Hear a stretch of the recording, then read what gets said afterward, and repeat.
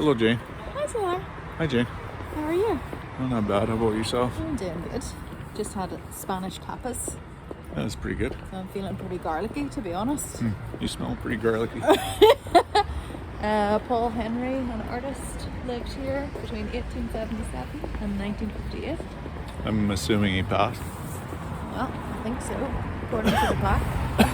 Okay, so what did you do today? Belfast. Man, a pretty slow day today. I know, we were kind of taking a day off from the old... Yeah, just lined up some meetings for tomorrow, hopefully, and the next day.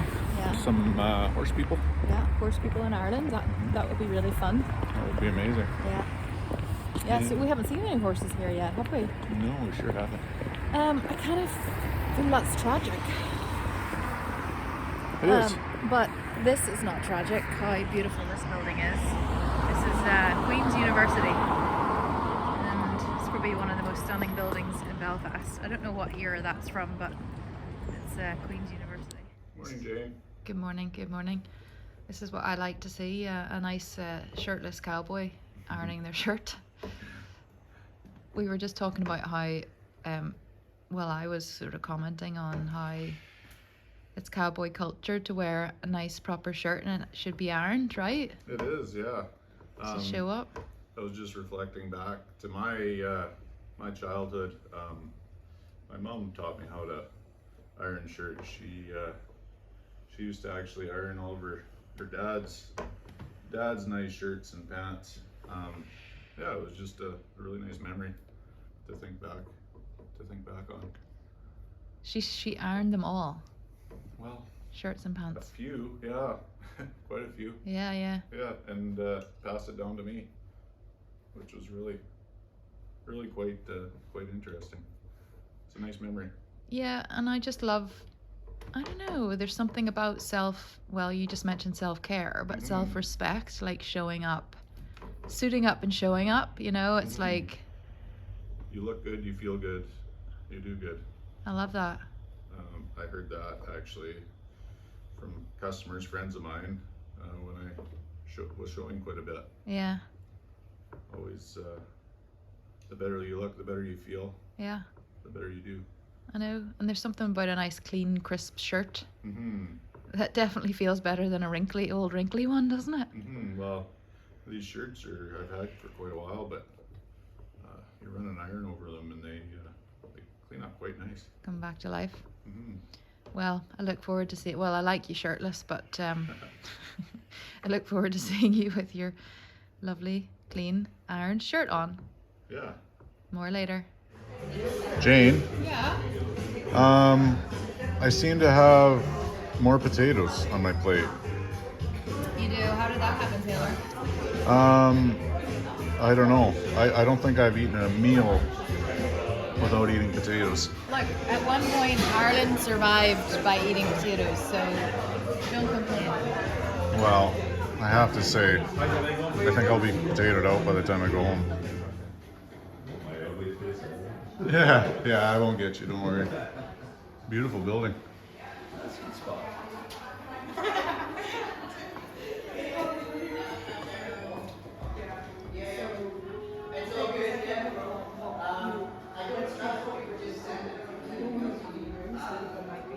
Further along, some people might be completely starting out. And when we talk about, I think, so I think we should break it down.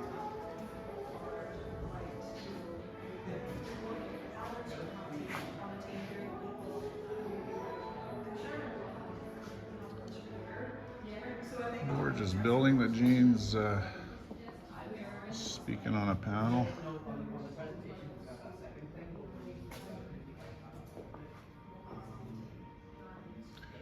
She's kind of a big deal in Ireland. Very much a big deal.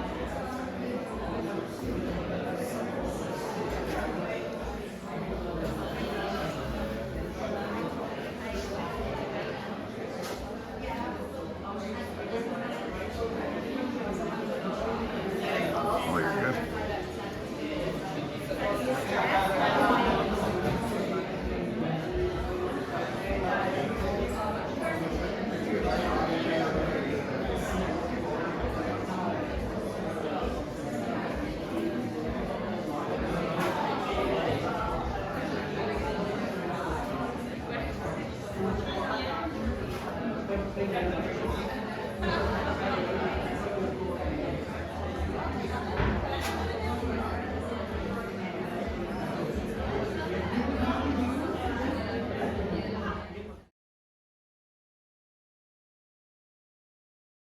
I don't know how they did it. I couldn't do it. You mentioned confidence there.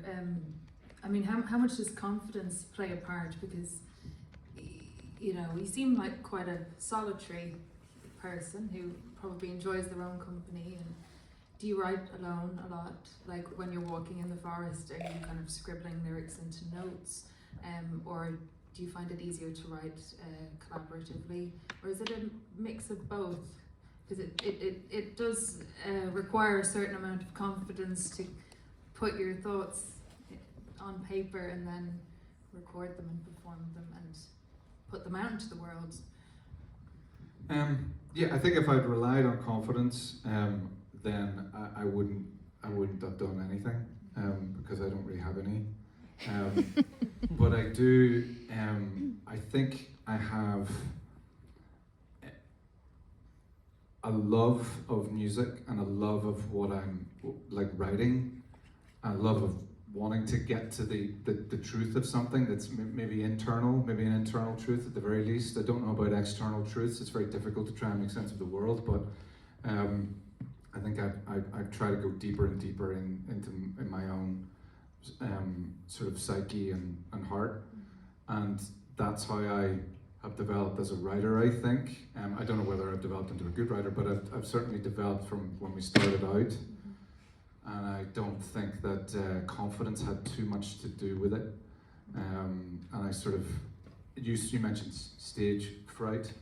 I had terrible stage fright. A bit of light, and you kind of just have to jump towards it and say, that's my chance to write a song because I can feel it now. I can feel like that's something I can do now. Yep, absolutely. Taking the opportunities when they come. You know, I'll walk past my guitar in my living room, and some days I'll look at it and it'll look at me and it'll go, no. And I go, I understand. And then so the days I'll walk past it and I'll get the very strong impression that it's saying, yeah, you need to pick me up right now. And I do, and then something happens. And then other times you sit with your guitar for weeks on end, months on end, and nothing really happens. And when you get into that sort of rut, you know, that's the thing. It's lyrics that are the thing that are the block in me more than music and melody. That hasn't disappeared ever just yet. But with the lyrics, I had a really long period of writer's block, trying to write the two previous albums, Fallen Empires and Wildness, and I got some really, really good advice, which ended up working. I asked about 3 or 4 of my friends who are songwriters, what do they do? And in a bizarre thing, maybe this is just something everybody knows that's a songwriter and I didn't know, but they said, you gotta keep writing. What are you doing? I said, I'm just staring at the screen. It's like, well, you're not writing. I said, well, what do you mean? I've nothing to write about, there's nothing there. And we have to just start writing. Get a pen and a bit of paper, put your laptop away. That's a terrible way to write, to try and write out of writer's block. Pick up a pen, put the ink on the page, and just write all the insanity out of your brain, and just keep going. And then one day it'll make sense. And I did. And I don't know the answer to that. I think that it's such a good question. Because I fell away from the path on various occasions.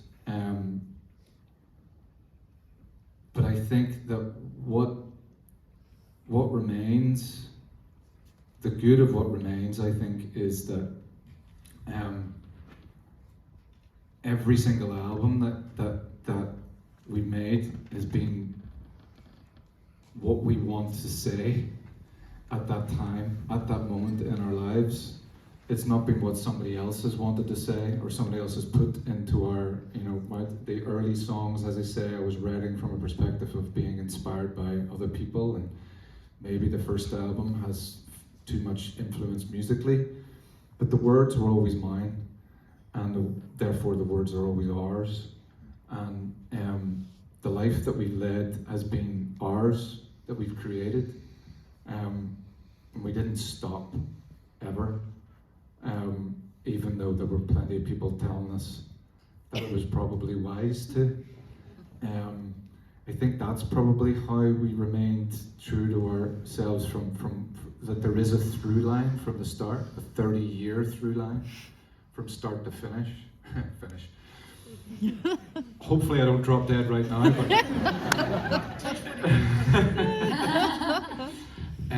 but I think that good people around us, really, really good people, kind-hearted. Something we learned when we toured with U2 was no assholes. There's no fucking assholes on their tour. Everybody looks out for everybody. You can be a band. It's unbelievable walking into that setting because you're in a stadium and you're already looking like, how the fuck do we do this? We've come from playing to nobody and now we're here playing to 60,000 people. How's this possible? And the catering staff, the crew, the management, the band, everybody just took care of you. As soon as you got in the door, everybody, I'll never forget that. We've toured with lots of different bands, and most 99% have been beautiful, beautiful. And there's some people way smaller than U2 that didn't treat us that great. And you walk into U2's place where you sort of might expect to be forgotten about. You know, you're kind of like, well, you're on at 7 o'clock and don't bother us until then. But it's absolutely not. And so every step of the way, we've kind of employed that in our setup as well. Anybody that's like a negative person, it gets, I'm sorry, kindly, but like, no, you don't work for us anymore. And that's just the way it is. It has to be good people, keeping good people around yourself, and they'll help you stay on the good path. If you ever fall off it, and God I did, but like in terms of drink and drugs, but there was people that were picking me up and helping me along the way. I'll never forget that. So how did I stay on it? Not just by myself. That's how I stay true to myself. No assholes. Takes a village and no assholes. Yeah. I think we have time for one more. In terms of where you get your pleasure from with music and read, you're obviously into your poetry and you're writing a book, or you've written a book. Yeah, I've got a book coming out next year that I wrote around my. It's got the same name as the album, The Forest is the Path, and it's written about my dad dying, and it's sort of interspersed with the creating, the making of the last album, and yeah, that'll be out in March. And that kind of, but going back to like the writing the songs, the lyrics to the songs before the music, that kind of happened after the music was finished as well. The writing just kept going. Like I've had writer's block so many times in my life. This time around it was kind of the opposite. The tap never turned off; it just kept going. But there was a moment where it switched back on and then never stopped, and that was a year after my dad died, and that's what the book is about. Can you remember that moment when it came back on? Where were you? It was lockdown. My dad died just before lockdown, and then about a year later I was in LA and I was watching a show, and it was an intense show, and at the end of it it had a Rumi quote, out here beyond any what is the quote? Out here beyond any notions of wrongdoing or right doing, there is a field. I'll meet you there. And I hadn't cried for a year after my dad died. I thought it was broken. I thought the mechanism was broken. I thought I was terrible. And that quote came on TV, and it just emptied me. I cried. You know, if anybody's ever seen Peanuts, cartoon. You know the tears go like up in the air, like that. Tears were coming out of my eyes, like honestly, I had my hands over my sofa. I walked around the back of the sofa, put my hands like that, and the tears were flying out of my eyes. It was like a year's worth of tears that were just like 10 years of no success. And we were playing to 10 people a night, maybe, and we were still having fun. Yeah, and what kept you going? Was it because you enjoyed it? Belligerence. I think it was the inability to do anything else. I've never really been able to do anything, so other than write music. So I've always wanted to do it, and I was going to do it no matter if we had to get a job. And I worked in lots of different bars and things like that. But there was a time when, you know, my dad and my mum were going, I think you need to knock this on the head. Or knock the music on the head? Yeah. Because it wasn't, you know, my dad was born in 1938, before the Second World War. My mum was born in 46, just after it. And that's Noah. Noah, hi, great question. It's far too difficult for Northern Irish artists to break out of the bubble of Northern Ireland, and it's something that I've spent 20 years trying to figure out how it can be done, and if there is a way to do it more easily. But it seems that we get one international artist a generation, maybe two. If a generation in music is 10 years, it's probably shorter now, given everything moves so quickly. But, you know, Tudor Cinema Club, Foy Vance, Soak, Jordan now, it's not a lot of internationally recognized artists for a place that has so many incredible artists, so many, and it's events like this that highlight just how many. Yeah, it is heartbreaking that it's not easier. Not that it should be really, really easy, but it also shouldn't be this hard. Is there a way to do it? As soon as I know, I will tell everyone.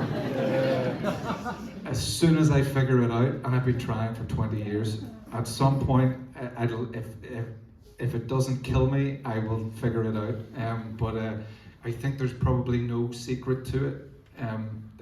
There probably isn't. It just happens sometimes, and that's the sort of frustrating thing, that an artist will just achieve escape velocity under their own steam, but all the way there's so many things like Output and Sound of Belfast and various people that are trying to help artists get that momentum. I think just being as good as you possibly can be, and putting as much work into your music and into your writing, and doing as many shows as you possibly can, and doing as much as you possibly can yourself. I think that's giving yourself the best possible way of being successful. But there is a dome around this country, and it does not deserve one. It really doesn't. And I am going to figure out a way of obliterating it. But yeah, it's unfortunately probably just up to your own hard work. But good luck, really good luck. Well, Jayne, what's this you tell me? This building's about 60 years old? No, it's from 1600s. Oh, it's from 1600s. Oh, wow. What did they used to do in this place? That's some old wood. Very old wood. You thought your wood in Canada was old? Yeah. Yeah. Wow. You'll see, I've been waiting.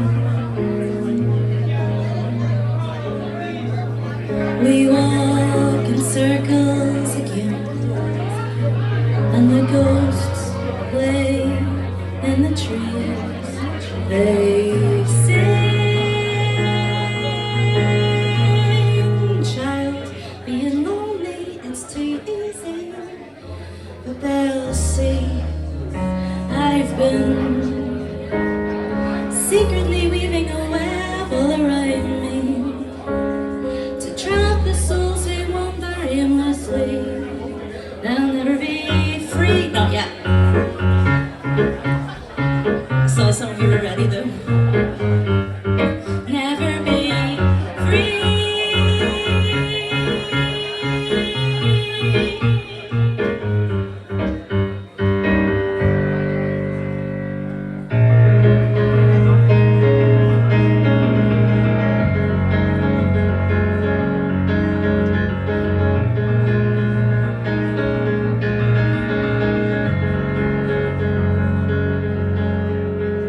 Perfume, sweat, beaded breath. We're stuck in the swirl of illusions. Let go. Give in to the tender skin on skin, hiding all of our sin. And we'll kiss